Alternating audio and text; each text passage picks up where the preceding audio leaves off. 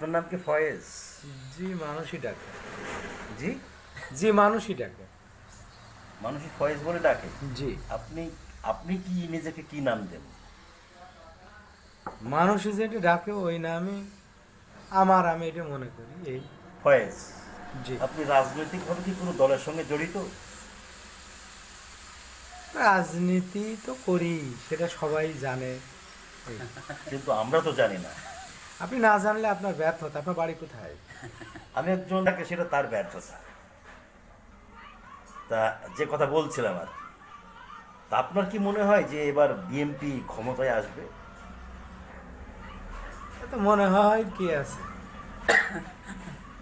একটা জালিয়াত সামনে তো সরিয়েছে, একটা পাহাড় সরিয়ে গিয়েছে, এখন আমরা রাস্তা হাঁটছি ব্যাস।